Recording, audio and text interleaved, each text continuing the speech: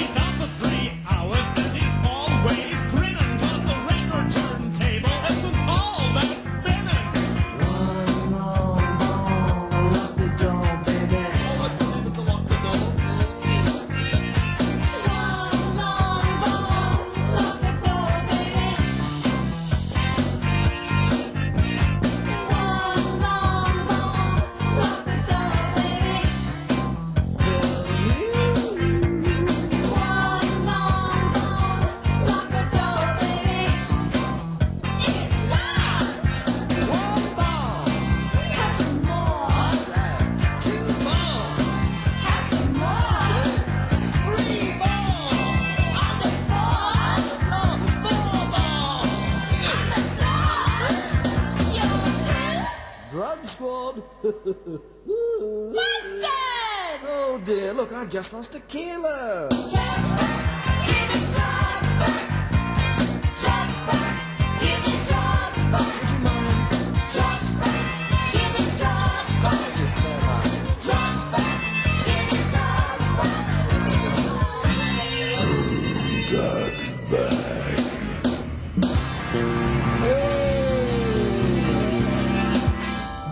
Yes, a little musical tune from Arties Who Slip in the Tongue. Big round of applause, too, for Chris and Terry while we're doing that. Here's two guys, two wonderful musicians who've made it possible for us to indulge childhood fantasies. 20 minutes to 8 is the time. Doug's back. We had a bunch of requests for that. One interesting letter. Signed the listener. Nice listener. Kenny Sterling would remember the listener. We started talking to the listener back in 1979, at Double J as it was then. And hopefully the listener is still with us. In fact, the last survey indicated that he's the only one who's still with us. Here, Doug, I was wondering if you could play back a piece of radio history, a time that made me go into my shell wondering if it was a nightmare or a reality. I have a tear in my eye just thinking about it. Yes, that's right. I would like to hear your farewell speech. And on that last goodbye, I ripped out my eyeballs with a breakfast spoon, yelling and screaming, "This can't be true." As time passed, I got over my trauma of not hearing my morning intake of Wheat Bix and Uncle Doug. But imagine my surprise when one bright and sunny morning, when driving down the Pacific Highway at North Sydney, and looking up at a lonely billboard stuck on the side of the building with the words plastered, "Doug's back. Play the tune that celebrated your return." There you go. Doug's back for The Listener. Big round of applause for The Listener. The listener's been patient. I think one of the tragedies of this morning's 10th birthday show is that they've decided to maintain some of the normal elements. Ads, news, and Frank Vincent. We do have Frank. He's been fairly contentious. I want him to hear this, so could you pump him up for me, please, party man? Absolutely. There's the yabby pump. Wait for the matey. Oh, matey. Oh, could you just get Cindy off your lap, Frank? Cindy? Cindy? How are you, Cindy? Good. Sit on anything inflatable, won't you? I bet you can't do it with me on your lap. Cindy, I bet you I can. do you mind? I want Frank to hear this humiliating experience he had some months ago. Hi, this is Franco Vincenzo Mavizio, and I'd like to apologise for what Doug Mulray said this morning. He should be on the bench. Our WOG of the 90s phone poll is open. Would you like A, Frank Vincent as the new Triple M breakfast jock, or B, cancer of the anus? And so far it's what? 19 for cancer of the anus and 1 for Frank Vincent as the new Triple M breakfast announcer. They're never going to believe that. I should take some. Hello, Triple M. Hello, I'd have cancer of the anus, thanks. Okay, thank you very much. 20 for cancer of the anus. Hello, Triple M. Yeah, I'd like cancer of the anus. Okay, 21 for cancer of the anus. Thank you. Hello, Triple M. I like cancer of the anus. Yes, 22 for cancer of the anus. Thank you very much for your call. Hello, Triple M. Absolutely, cancer of the anus. Okay, fine. Thank you very much. 23. I love it. I might say there was one other vote in there earlier for Frank Vincent with cancer of the anus. There's some people sit on the fence. It's not easy with cancer of the anus. That was the apology promo that actually ended the apology promos, Frank. That's right. That was the last one that ever went to air, wasn't it? Yes, people all over the city rang the tribunal and wrote letters of complaint to the station, and in fact, not that they liked you, they just thought I was offensive. I can't understand. Cancer of the anus was in around that time too. Even the building, even the Triple M tower, took Triple M off the speakers that played in the car park and put TUW on. That's how bad it was, Frank. No taste, that's all I can say. I've learned my lesson. I've decided to incorporate you, well, till the very end. Till the 12th of never, Frank. Oh. Do you have some sport there, Sunshine? Yes, just a couple of things to mention. Of course, you can't go past the rugby union this weekend. We've got the rugby union situation. New Zealand take on Canada too. And in other things, there's the cycling, the Commonwealth... Mulray 10 years. Too bloody long, I reckon. I think he should have gave it years ago. I think the journalists give me a hard time, but they always leave Mulray alone. I wish they'd really understand what Mulray is worse than I am, and how he gets away with his language, I've got no idea. And besides, Doug, you are so rude, it's absolutely disgusting.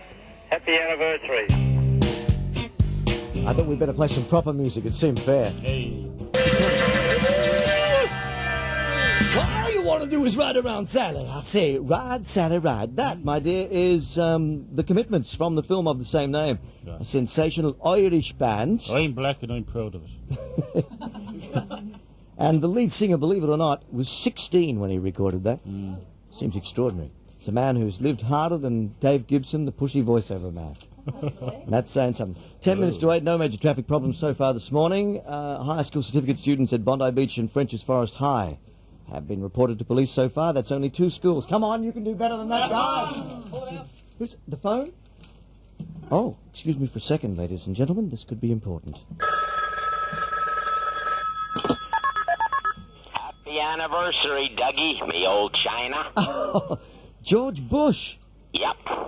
George, I half expected you to show up today, you know? Well, you know, Dougie, I was gonna take a stealth bomber out to you. What, a gift? Oh, a sensational... A stealth bomber. I'd be the envy of all the neighbors. Oh, gosh, what I meant was I was gonna fly across in one. Oh, I see. Yeah. But gosh, what an amazing aircraft. You'll pardon me at this juncture if I digress a moment to wax prideful Dougie old paint. I cannot help but heap superlatives on this marvel of American technology. You're a wonderful people. The stealth technical bomber, an aircraft virtually invisible to radar. Yes, I read that. I'd love to see it. So would I. The goddamn things are invisible. Probably don't know where the hell they are. Oh, come on, George. We've seen pictures of them. Those? Oh, just scale model mock-ups I built, Dougie. You did them yourself? Oh, yeah, well, you know, some folks are into plastic. Call me old-fashioned, but I'm a balsa wood man myself. Are you? Yep, that's it.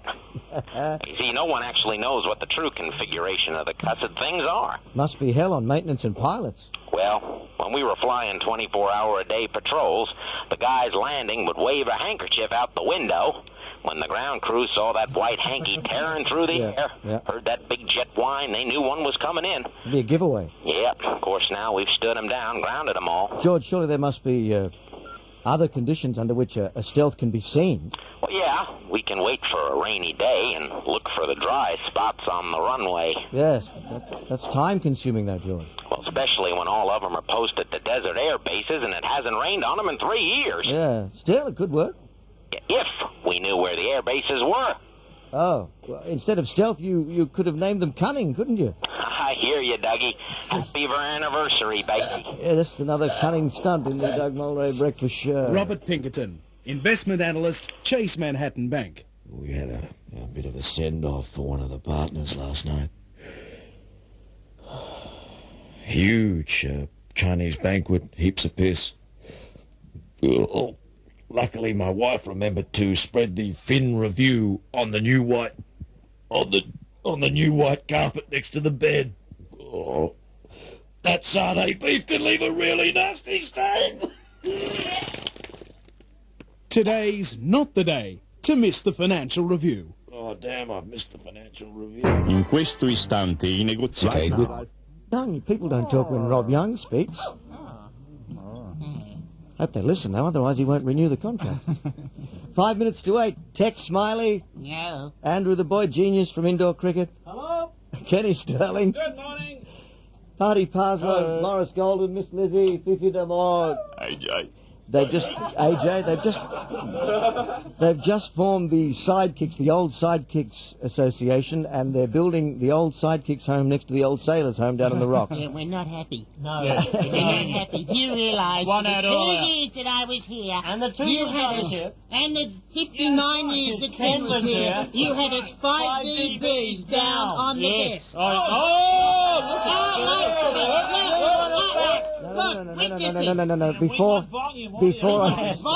Before I got into radio, I worked. What do we want? I worked Volume. When do we want it? I worked for a hire purchase company, and the policy was 5 dB down and a dB a day. No, it's going up. It's going It's going up. It's going up. It's beautiful. Marketing presents the ultimate in early morning technology, the Jimmy Barnes Alarm Clock. Oh my God, what is it? That's right, the Jimmy Barnes Alarm Clock, guaranteed to wake you up even if you've been dead for 3 weeks. Santa! Man! Screams out! Stop it! Shut it up! With 16 of Jimmy's best screams in its memory banks and a built-in 700-watt amplifier, the Jimmy Barnes Alarm Clock will have you up at the crack of dawn with blood streaming from your eardrums. But for Christ's sake, how do I turn it off? How you doing? All right. Well, you try punching the clock. Right. But that just makes it very angry. Right, I'll see you, Lottie. A kiss for you.